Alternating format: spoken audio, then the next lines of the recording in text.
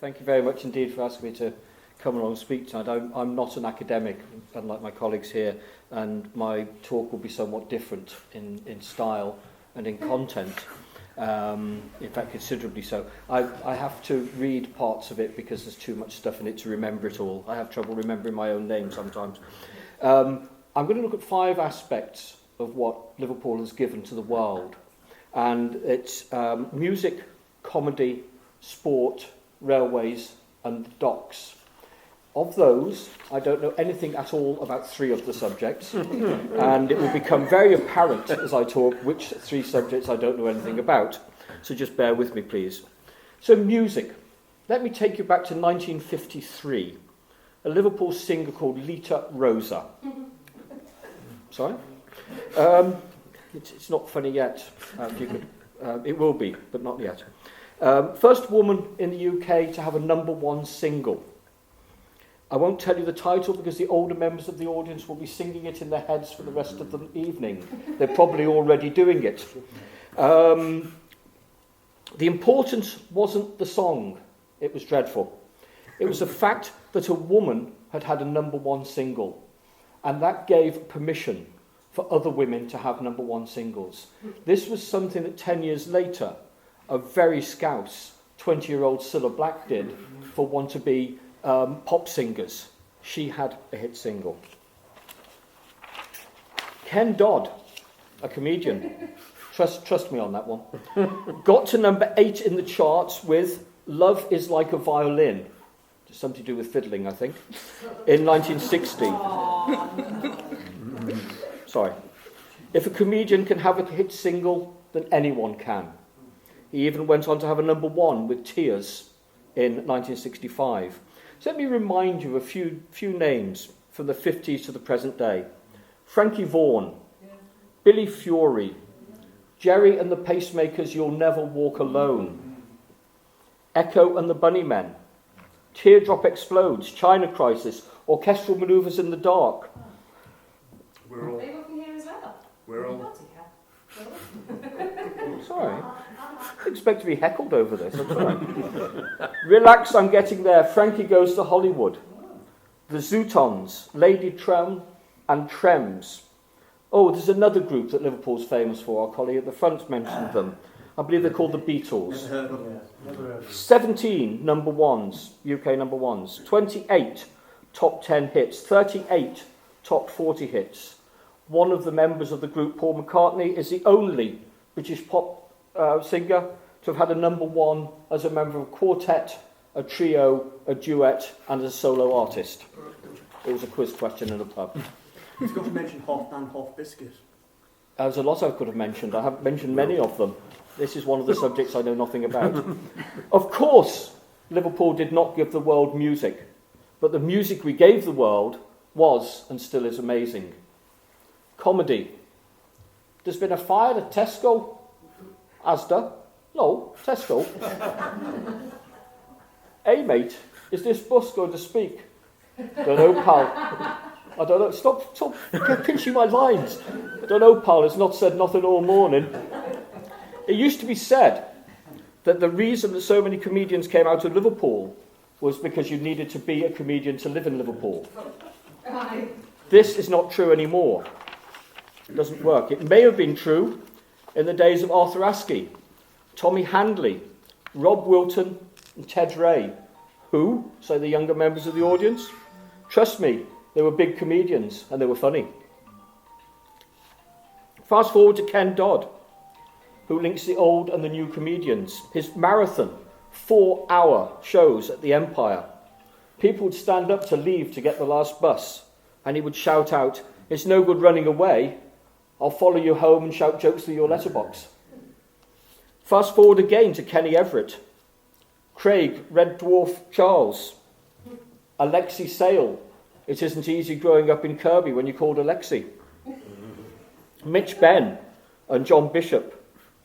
Liverpool comedy, like the city, changes and adapts.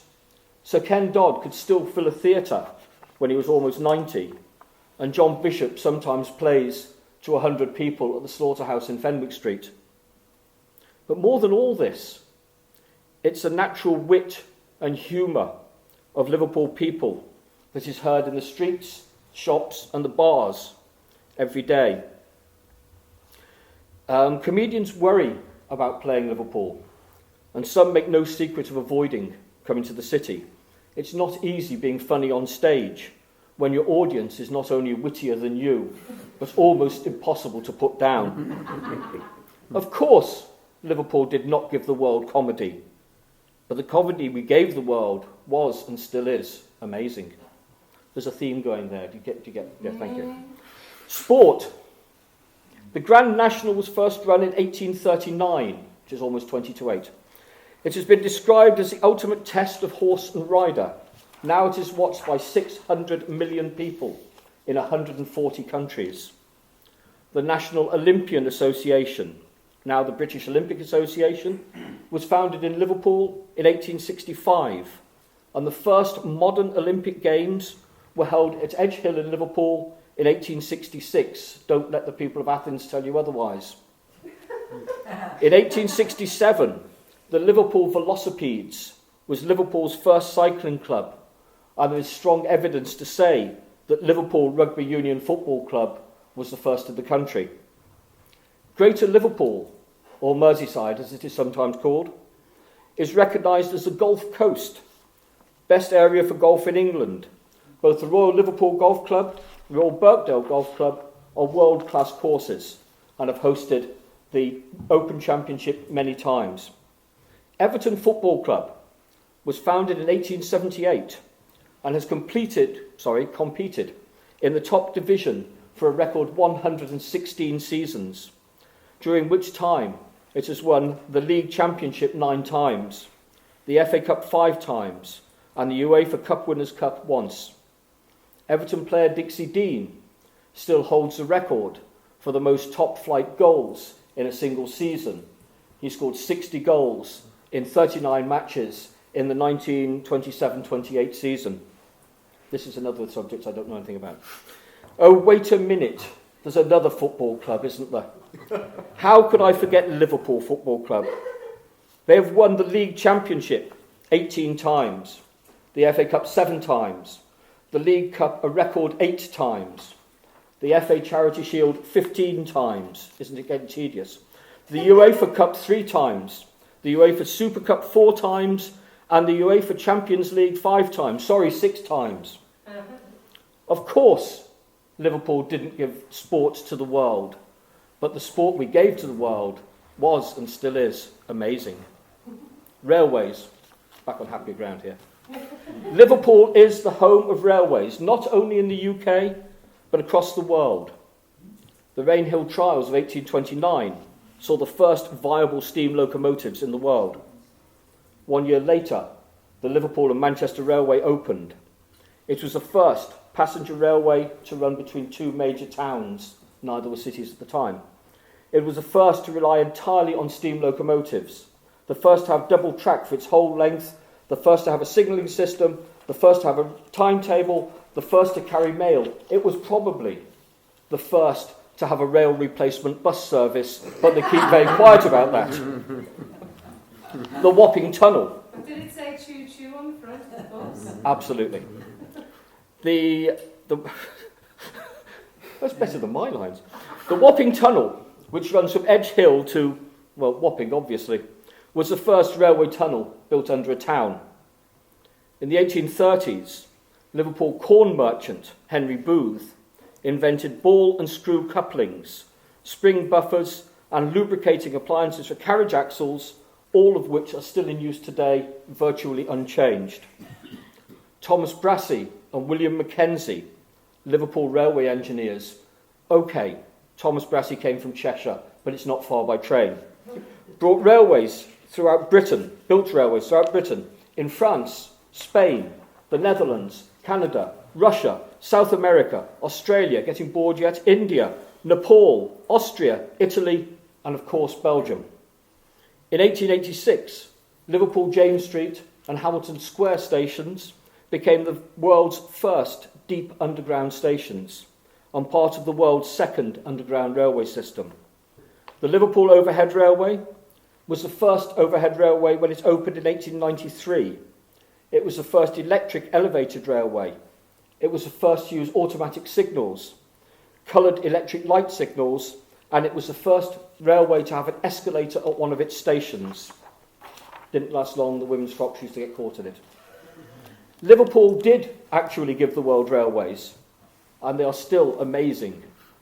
Well, except for the overhead railway, which... Anyway. Docks.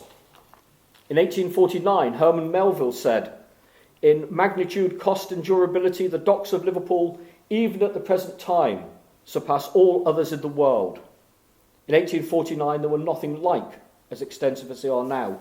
Dock building did not stop in 1849, and by the 1880s, the Mersey Docks and Harbour Company was the biggest company in the world in terms of income.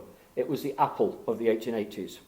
The Liverpool dock system started in 1715 when they built what quickly became known as the Old Dock. This dock was the world's first commercial wet dock. And more than anything else, it was this that was the initial source of Liverpool's prosperity and growth. The slave trade was, of course, facilitated by the dock system. At its height, the Liverpool dock system extended to 7.5 miles, 12.1 kilometres, with 37 miles, 59 kilometres of quayside. Jesse Hartley, the Liverpool dock surveyor, from 1824 to just before his death at the age of 80 in 1860, was the world's first full-time salaried dock engineer. The Royal Albert Dock, Liverpool, is the biggest collection of Grade 1 buildings in the country. It was built without any structural wood and was the first fireproof warehouse complex in the world. Port of Liverpool dealt with 90% of Britain's imports during the Battle of the Atlantic, without the efforts of all who ran the port, especially during the ferocious air attacks of May 1940.